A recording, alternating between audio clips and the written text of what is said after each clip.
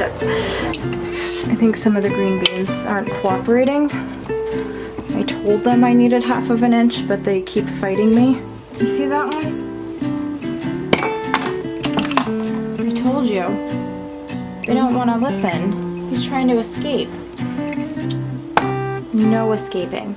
Hello and welcome to our kitchen. My name is Crystal. Today I am trying up something different. We have been fortunate enough to have an abundance of green beans this year. I have frozen many gallons of green beans. We have those ready in our freezer and we keep getting good harvests every single day of green beans from both our bushing green beans and our pole green beans. Because of that, I am able to try a new recipe this year. We usually like our green beans frozen.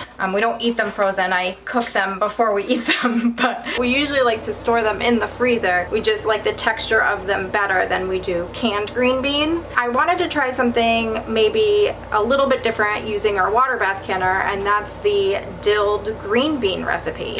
And I found one in my ball book. This is the book that I use, and there is a dilled green bean recipe on here. But I also looked on their website and I found one called Dilly beans, and I kind of liked the recipe and the process just a little bit better. It had less ingredients. I don't know, I wanted to try the Dilly bean recipe instead, and I will link it down below. Like I said, I have never made this recipe before, so it might be a little awkward just because the other recipes I've made I know how to do. This one I've never made before, so it might be a little bit weird. As usual with most of our videos, we have down in the description the chapters which list the timestamp and the topic that we are talking about. So if there's something that you find interesting or that you want to specifically jump to, you can go down and check that out in the description and jump right to that section of the video, and hopefully we'll be able to help you that way. If you like this video or found it helpful, please give it a thumbs up. We would super appreciate it. And let's get started. Let's talk about the ingredients. So we have about 3 pounds of green beans from our garden. This is from our pole beans and our bushing green beans, just a mixture of different varieties, but they're all green beans. The recipe said that you want them cut into 4-inch lengths, just so that they fit in the jars. And then we have 3 3/4 cups of water, 3 3/4 cups of white distilled vinegar, 1/3 cup of pickling salt. The recipe says 6 cloves of garlic crushed or sliced thinly. I crushed about 3 or 4 cloves, but the cloves came from our music garlic that we grew, and they are huge. I only did 3 or 4 cloves, but in reality it was probably more like 8, regular sized. And then I have fresh dill, all from our garden. It says you need 6 sprigs of dill. I'm assuming 1 sprig per jar. I just dice it all up into smaller pieces. I'll just put a certain amount in each jar that I like. And that is it for the ingredients. As for the jars, I just did an express wash in the dishwasher, and these are wide mouth pint jars are the ones that I am using. And then I have the wide mouth bands, wide mouth lids, washed and ready to go. This recipe says that it makes 6 pint jars, and it also requires 3 pounds of green beans. I am slightly shy on the poundage for the green beans. I do have extra jars available if I need it, but I really think that the 6 will be enough. All right, now I already have the water bath canner started to get warmed up here. So I have it on like a medium setting just to get the water warmed up while I get the brine going. Now I've never made this before, so bear with me. The first step says prepare boiling water canner and make sure that you have your jars and lids. It says heat jars in simmering water until ready to use. Do not boil, wash lids in warm soapy water. I already did all that, so it's all ready to go. The only thing I haven't done is put the jars in here, and honestly they just came out of the dishwasher, so they're pretty warm already. Now we're gonna go ahead and make the brine. The first thing that we're gonna add for the brine is the 3 3/4 cups of water. Then we're gonna add the 3 3/4 cups of vinegar, 1/3 cup of pickling salt. We're gonna bring this up to a boil to get the salt to dissolve. Now while the water is coming up to a boil, I'm gonna go ahead and get the jars ready with the ingredients. It says to place 1 clove of garlic into each jar. So I'm just gonna Do the good old eyeball of about 1 clove of crushed garlic in each jar. And then it says to add 1 sprig of dill to each jar, but I'm just gonna do a little bit into each. I did the stem as well. And that is how it looks. Now, normally I would do something like my intuition is telling me to add some maybe black peppercorns, maybe some red pepper flakes. Maybe I'll do half with some black peppercorns and red pepper flake and half without. All right, I'm gonna go ahead and change up the recipe a little bit because I did see in the recipe in the book that they had to add whole peppercorns. You can also add red pepper flakes, so I think I'm gonna do that just a little bit. In half the jars I'm gonna be doing a 1/4 teaspoon of red pepper flake to see if we like that, because like I said, I've never made this before. I usually add black peppercorn to my pickles, so I think I'm gonna do that for these too. I'm just gonna do a 1/4 teaspoon in each jar. I know I'm switching up the ingredients a little bit here, but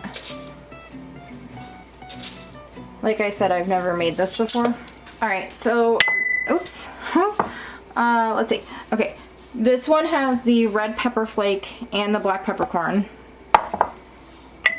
And then this one just has the black peppercorns. So we'll try a couple different and I'll just try and mark which one is which. The next thing that we will be doing is packing the green beans into the jars. Now, when I cut them up, I washed them really well. So they said 4 inches, and then you're gonna wanna leave 1/2 inch of headspace.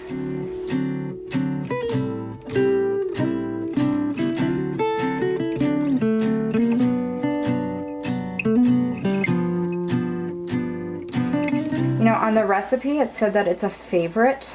I don't know how I'm gonna feel.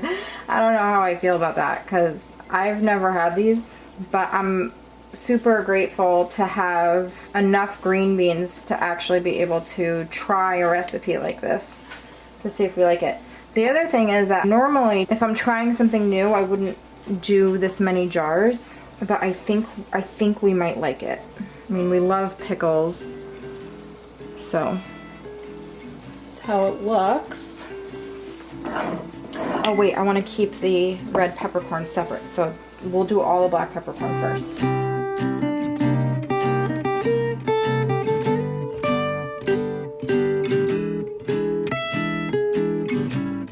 That is all the green beans. I feel like getting the air bubbles out of this is going to be difficult.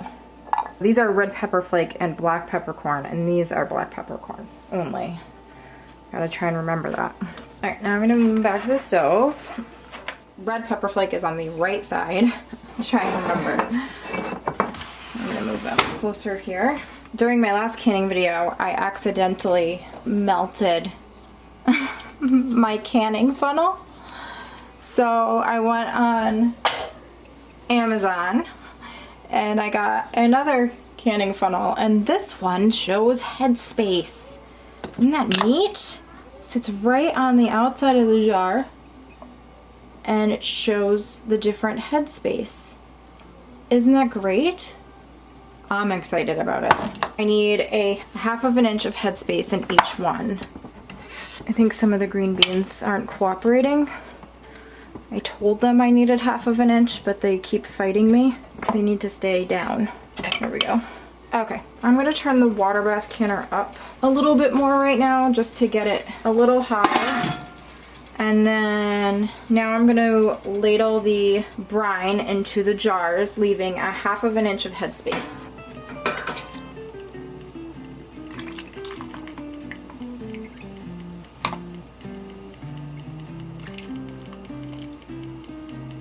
Right there, it says 1/2 inch. Now I'm gonna use my bubble tool for only bubbling because I have a funnel that tells me the headspace, and I'm just gonna get the bubbles out.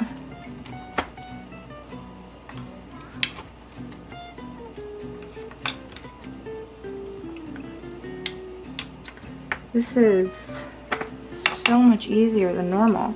It needs a little bit more brine.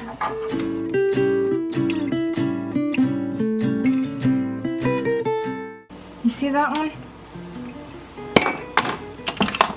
I told you. They don't want to listen. He's trying to escape. No escaping. Get in there.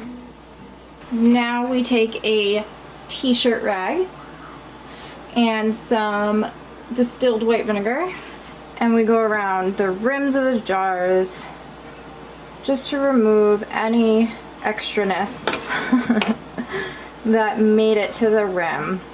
And by cleaning it off with a little bit of vinegar and a towel that doesn't produce any lint, like a t-shirt rag, it will help ensure that the lids will seal to the rim of the jar. Because if there's anything like this stuff here, the lid won't create a good seal. And that looks good. Now we are going to take our clean lids. These are wide mouth lids for our wide mouth jars. Now we will add the wide mouth rings, and we just put them on finger tight, and finger tight is just your fingertips on the ring and a good twist, and that's it. Alright, now I've moved the water bath canner to the front burner here just to make it easier on the back. And I'm going to turn the burner up to a 8 or a 9, you know, pretty high, just to get it nice and warm in there. I'm going to put the wire rack up, and we'll go ahead and set the jars in the rack.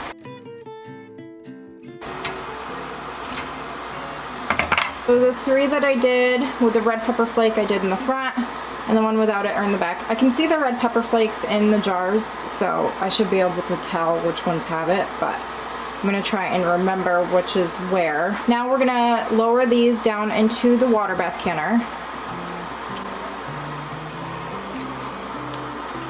So you need a minimum of 1 inch of water above the jars.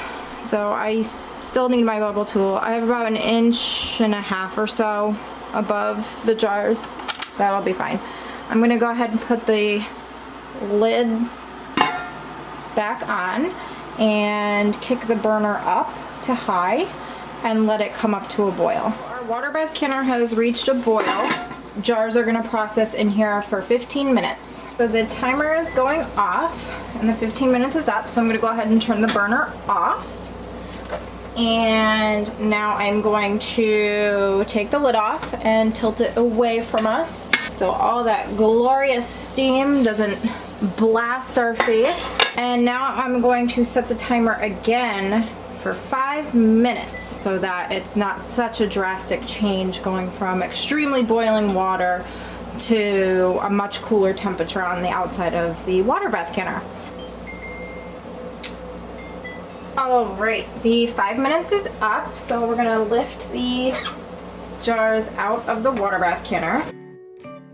And now we're going to move them to a towel on our counter. Here is how they look. Pretty good.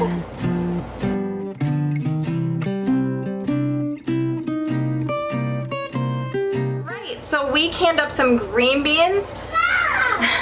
My kids. They look really good. This is a pickled green bean recipe, so I don't know what it's gonna taste like. Steve and I hope to do a video where we taste test the different things that we've made this year so that we can share with you what ones we particularly liked and what ones we didn't. These will sit on the counter for the next day or so, and then tomorrow I will write what the contents are, and I'll be sure to mark which ones I put red pepper flake in and which ones I didn't. I will remove the bands off of the jars and then put them in our pantry for storage, and that is it. Thank you so much for watching, and we will see you next time. Bye.